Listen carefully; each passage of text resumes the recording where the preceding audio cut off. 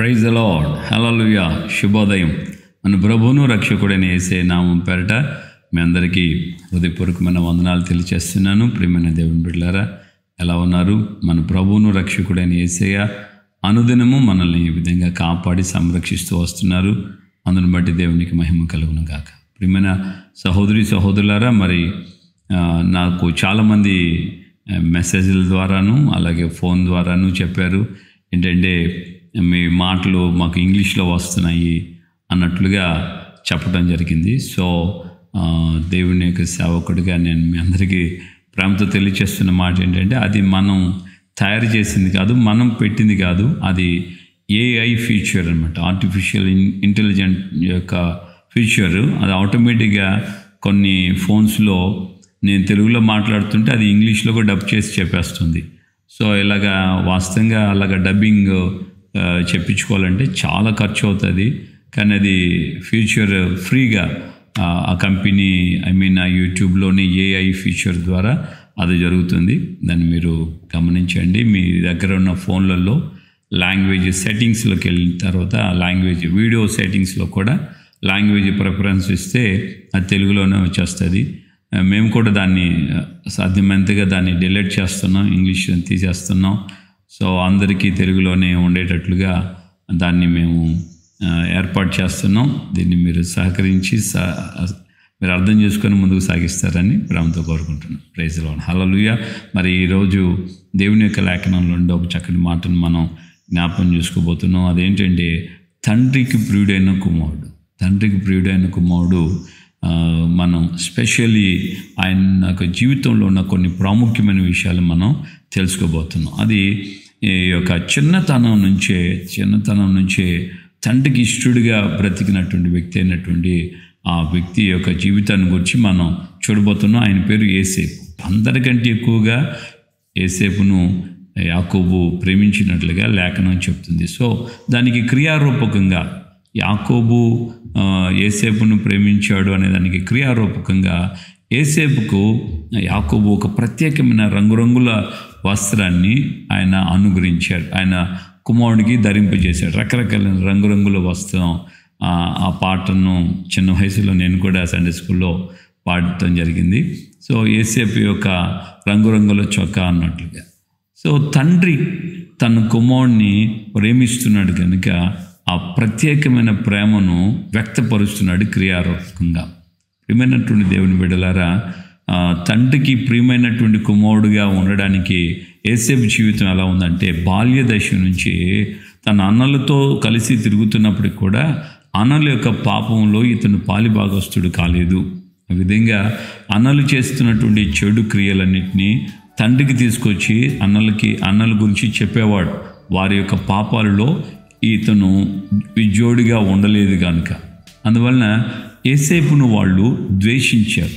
తండ్రి ద్వారా ప్రేమించబడుతున్నప్పుడు అన్నల ద్వారా ద్వేషించబడటం అక్కడ మనం గమనిస్తున్నాం. సేమ్ స్పిరిచువల్గా కూడా గమనిస్తే, మనము ప్రభువుకి సమీపముగా దేవునికి ఇష్టలుగా మనం బ్రతికితే లోకం మనల్ని వెలివేస్తుంది, లోకం మనల్ని దూషిస్తుంది, అవమానపరుస్తుంది, హేళన చేస్తుంది. ఈ క్రొత్త నిబంధనలో కూడా వారి యొక్క దైవజనుడు పేతురు రాసిన పత్రికలోను యూదా పత్రికలోను మనం చూస్తాం. వారి విందులలో వారితో పాటు మనం పాలిభాగస్తులు కాలేదు కనుకనే వారు మనల్ని ద్వేషిస్తున్నారు అని అంటారు. సో అపవిత్రమైనటువంటి సహవాసాన్ని ఆటోమేటిక్గా మనం దూరం చేసుకుంటాం. ఎప్పుడంటే మనం దేవునితో ఉన్న సహవాసాన్ని బట్టి. సో దేవునితో ఉన్న సహవాసం లేకుంటే తండ్రితో ఉన్నటువంటి ఐక్యతను బట్టి పాపానికి మనం దూరంగా ఉంటాం. యోహాను దైవజనుడు రాసినటువంటి మొదటి పత్రిక 1వ అధ్యాయంలో 2వ అధ్యాయంలో మనం గమనిస్తున్నాం, లోక స్నేహము దేవునితో వైరం అని మీరు ఎరగరాని. సో దేవుని ప్రేమించే వ్యక్తి లోకాన్ని ప్రేమిస్తూ ఉండలేడు, లోకాన్ని ప్రేమించే వ్యక్తి దేవుని ప్రేమిస్తూ ఉండలేడు. సో ఈ న్యూట్రల్గా ఉండే వాళ్ళు కూడా కొంతమంది ఉంటారు. అటు దేవుని ప్రేమిస్తారు, ఇటు లోకాన్ని ప్రేమిస్తుంటారు. సో వీటిని మనం గమనించాలి. అందుకని దేవుడు ప్రకటన గ్రంథంలో అంటాడు, నువ్వు వెచ్చగా నన్ను చల్లగా నన్ను ఉంటే మేలు, నువ్వు నులువెచ్చగా ఉన్నావు అని అంటాడు. సో ఈ యొక్క అంత్యదినాల్లో మనకు ఇది ఒక హెచ్చరిక లాంటిది. కాబట్టి దేవుని బిడ్డలుగా మనం తండ్రిని ప్రేమించిన కుమారుడిని యేసేపు వలె మన జీవితాలు కొనసాగించబడితే ఆటోమేటిక్గా లోకం మనల్ని ద్వేషిస్తుంది. యోహాను సువార్త 16వ అధ్యాయం చివరి వచనంలో కూడా యేసయ్య ఈ మాట చెప్పాడు, లోకం మిమ్మల్ని ద్వేషిస్తుంది, ఎందుకంటే మీకంటే ముందు నన్ను ద్వేషించింది కనుక. కాబట్టి ఈ యేసేపు యొక్క జీవితంలో మనం గుర్తిస్తున్నటువంటి మాట, మొదటగా తండ్రికి ఇష్టడు అన్నలకి అన్నల చేత ద్వేషించబడ్డాడు. అన్నలు అతన్ని తృణీకరించారు.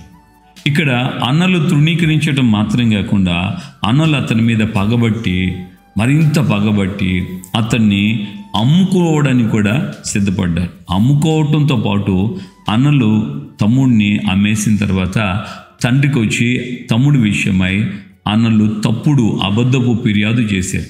నీ కుమారుడి బట్టలైనా ఇది చూడు, సో ఇది మృగాలు చీల్చేసాయి, చచ్చిపోయాడు, యేసేపు లేడు, మృగాలు తినేసేసాయి. వీళ్ళకి నిజం తెలుసు, వాళ్ళ గుండెల్లో ఉంది, యేసేపును అమ్మేసుకున్నాం, తండ్రికేమో అబద్ధం చెప్పారు. ప్రియమైన దేవుని బిడ్డలారా, ఒకవేళ మనం ఇతరుల మీద ద్వేషించడం ప్రారంభిస్తే దాని వెనక సాతాను అనేక విధాలైనటువంటి ఆ యొక్క క్రియలు, ఆ పాపపు ఊబిలోకి మనల్ని ఇంకా నెట్టివేస్తా వెళ్తుంది.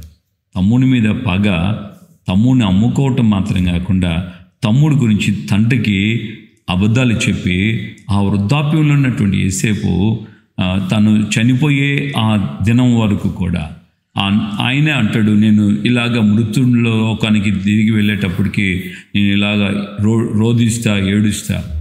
అందరూ వచ్చి యేసేపు నిమిత్తమై అందరూ వచ్చి యాకోబుని ఓదార్చడానికి ప్రయత్నం చేసినా యాకోబు ఓదార్పు నొందలేక ఏడుస్తూనే ఉన్నాడట.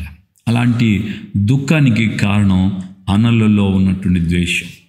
సో ఇక్కడ మనం మూడవదిగా గమనిస్తున్నాం, తండ్రి ప్రేమించినటువంటి ఆ కుమారుని బట్టి అన్నలకు ఉన్నటువంటి ద్వేషం తండ్రికి వేదన, దుఃఖం కలుగు చేసింది. దేవునికి మహిమ కలుగును గాక. హల్లెలూయా. సో అమ్మబడిన తర్వాత యేసేపులో ఉన్నటువంటి మూడో లక్షణం, యేసేపు ఆ పొతిఫర్ ఇంట్లో నమ్మకమైన బానిసగా ఉన్నాడు. ఎంత నమ్మకస్తుడంటే యావత్తు మొత్తం ఇంటిని ఆ యొక్క యజమానుడు అప్పగించేశాడు. అంత నమ్మకస్తుడు, అంత నమ్మకమైనటువంటి పని చేశాడు. బాధ్యతగా తండ్రికి మనం ఇష్టలు కావాలంటే మనం ఉన్న చోట నమ్మకత్వాన్ని సంపాదించుకోవాలి. నమ్మకమైనటువంటి వ్యక్తిగా మన జీవితాలను మనం కొనసాగించుకోవాలి. దేవునికి మహిమ కలుగును గాక. సో ఇక్కడ యేసేపును అలాగే యాకోబును మనం చూస్తున్నాం, తండ్రి కుమారుల బంధాన్ని చూస్తున్నాం. స్పిరిచువల్ లైఫ్లో కూడా తండ్రి అయిన దేవునికి మనకున్నటువంటి ఈ రిలేషన్ని మనం అలాగా పోల్చుకొని చూసుకోవాలి. తండ్రికి యేసేపు ఇష్టుడు అయ్యాడు, అలాగే పరమున్న తండ్రికి మనం ఇష్టులు కావాలంటే మనం పరిశుద్ధతలో ఉండాలి, పవిత్రతను కాపాడుకోవాలి. సో లోకం మనల్ని కూడా ద్వేషిస్తుందని తండ్రి కూడా మనకు ముందే చెప్పాడు. సో మూడవదిగా మనం గమనిస్తున్నాం, యేసేపు ఎక్కడికైతే వెళ్ళాడో అక్కడ నమ్మకత్వాన్ని సంపాదించుకున్నాడు. ఈ రోజున నీ జీవితంలో దేవుడు నిన్ను ఎక్కడ నిలబెడుతున్నాడో, ఏ పని బాధ్యత నీకు అప్పగించాడో ఆ పనులలో, ఆ బాధ్యతలలో నువ్వు నమ్మకస్తుడు అని దేవుని దగ్గర నుంచి ఒక సాక్ష్యం నువ్వు పొందుకోవాలి. అలాంటి నమ్మకస్తుడైనటువంటి యేసేపు జీవితంలో ఒక పరీక్ష వచ్చింది. ఆ పరీక్ష కూడా తండ్రి లేక పరమునున్న దేవుడు అనుమతించాడు. యేసేపు యొక్క జీవితంలో ఆ శ్రమ అనేది ఆయన్ని యొక్క జీవితానికి ఒక ఉన్నతమైనటువంటి దిశకు కారణమైంది. సో చేయరాని కార్యాలతో, చేయరాని విషయాలతో నిందించబడి, దూషించబడి చెరకు అప్పగించబడ్డాడు. ఆ చెరలో దేవుడు ఆయనకి తోడుగా ఉండి ఆయన్ను ఆ చెరలో నుంచి విడిపించి ఫరోకు తండ్రిగా దేవుడు తీసుకెళ్ళి నిలబెట్టాడు.